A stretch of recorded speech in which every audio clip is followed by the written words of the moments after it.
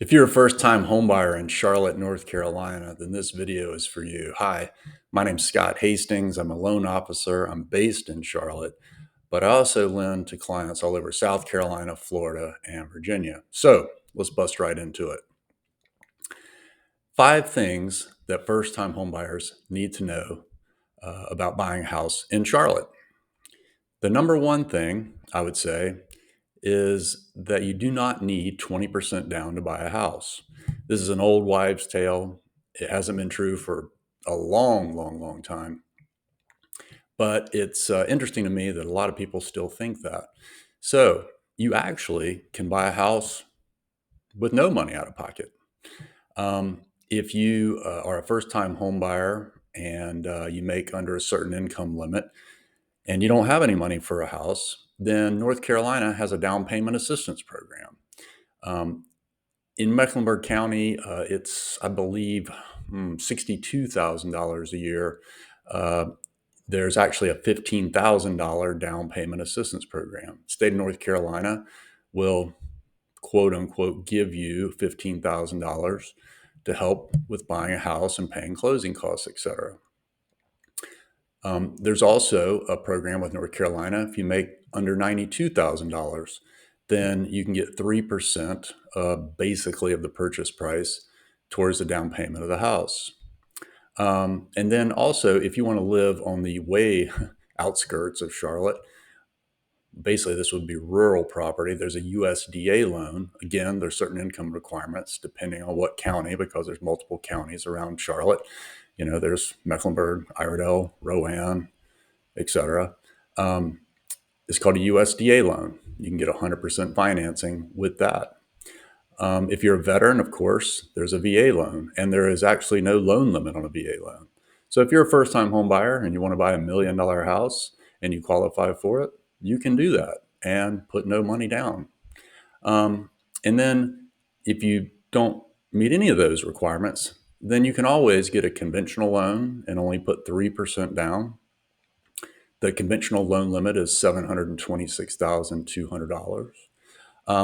Or you can get an FHA loan and put 3.5% down. So, moral of the story, you don't need 20% down to buy a house. 2, what you need to know, and I think this is super important, is picking the right agent, the right real estate agent. So in Mecklenburg County alone, there's over 15,000 real estate agents. So it seems everybody knows somebody, has a brother, sister's, friend's, mother's, wife, is a real estate agent. So everybody is going to be saying, hey, you should use so-and-so. And you might feel compelled to use your sister, for example. Now, that's great. If your sister is a real estate agent and they have a lot of experience, they've done a lot of transactions, then that's great. But what I often see are people using a relative just because they feel like they need to or should use them. And that relative hasn't been a real estate agent for very long. And any profession you're in, no matter what, you have to learn. And most of the time, you learn by making mistakes. You don't want your relative, who's very nice, to learn on the job with you and cause big issues. Some of those issues could be basics like negotiation. You want to negotiate the best price for the house. Also, you're allowed to get seller pay closing costs if it makes sense in that transaction. A lot of times agents, I think, are maybe scared to ask for seller pay closing costs. There's nothing wrong with asking. They might not know, how to read an inspection report. There's all kinds of things that can come up in a home transaction, and it's just very important that you're working with somebody who is vetted and has learned the hard way. And if you need a recommendation for an agent, I work with lots of fantastic agents. I'm happy to make a recommendation. So that's another thing.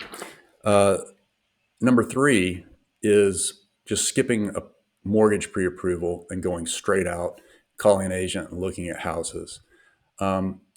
Really, I see that more people are doing this, and really what you need to understand is the first call shouldn't be to a real estate agent. The first call should be to a mortgage professional, because you really need to know what you qualify for. You need to know about what programs are out there, and really potential hiccups that you could run into, um, uh, you know, in a transaction. So, questions to ask yourself are: do you have student loans? Are you divorced? Do you have alimony payments? Do you have child support payments? Are you receiving child support payments? If so, how long? I mean, there's all kinds of things that could help or hurt your chance of getting a mortgage, especially credit. You know, so definitely before you go out and start looking at houses, a really good agent will make sure that you are pre-approved before you go look. But again, like I said before, you don't want to be in that situation where you get a sort of half-ass pre-approval, you get under contract, and then you find out the hard way that you can't get a mortgage. Another thing is listening to too many experts, quote unquote experts. As soon as you think about buying a house, you're going to hear from everybody: your dad, your uncle, the news, YouTube. Everywhere you look, people are so, quote unquote experts about buying a house. Um, the truth is, the experts are the realtor, the mortgage professional, the attorney, um, and those are the people that you really need to trust. I think people mean well as far as your relatives and things when they're talking to you and wanting to make sure you make the right choice in buying a house. But, I'm recording this in, September 1st, 2023. I still hear a lot of people saying, oh, I'm waiting for a housing crash. It's just not going to happen. Um, Not to get off topic, but that is a good example piece that people say, interest rates are high. Should I wait to buy a house? Um, Really, housing prices have still gone up in the last year, just not as much, even though interest rates are really high. And the reason is, and I have another video on this, um, that after the 2008 financial crisis, home building slowed down, stopped for a while, but the US population continued to grow and increase even more. So there is a massive undersupply of housing, and especially here in Charlotte. People are moving here like never before. I grew up in Charlotte. It was a sleepy little town. It's exploded. People are moving here every day, and there's just not enough housing inventory. So it's going to be a long time before housing prices go down. In fact, when interest rates go down, housing prices will just go up even more. So now is a great time to buy a house. And then, really not understanding the power of home ownership. A lot of first time home buyers, this kind of goes to my last point. They're really just looking at the payment, saying that's kind of high. Uh, they're looking at today. I remember my dad said to me when I was younger, I don't think it was when I was thinking about buying a house. I bought my first house in 1999. It was over, it was over off of in Selwyn, and I think my rate was 8%. And he said, your income will go up over the years.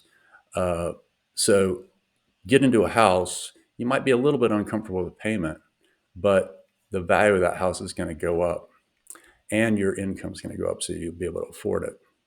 I've been doing this 20 years here in the Charlotte area, and I have many clients who have done their second, third house now over the years. I actually have a loan closing on the 8th of next month. This is the third house that these clients have bought with me. It's been a little over a year. They bought a house for 900 and something $1,000.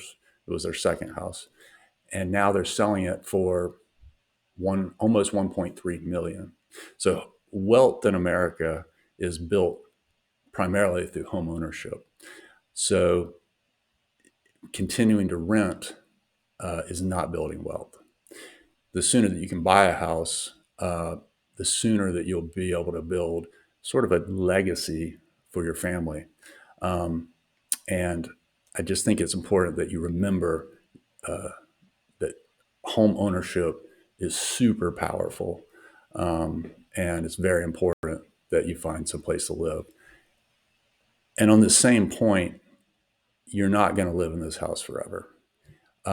You think you will, but you'll probably move in 3 to 5 years. You'll move several times as your circumstances change, your family grows. This isn't your forever house, but it is your step up and out. So remember that. So I hope that this has helped. If you have any questions or comments, please put them in the comments section below. I'm happy to answer those. You can reach out to me on my website, mortgagesbyscott.com. If you want to see more about those down payment assistance videos, reach out to me. Have one on my website. I'll put it here, but it needs to be updated. That one was about when it was $8,000. Now it's $15,000, but it's the same information. All right. Thank you.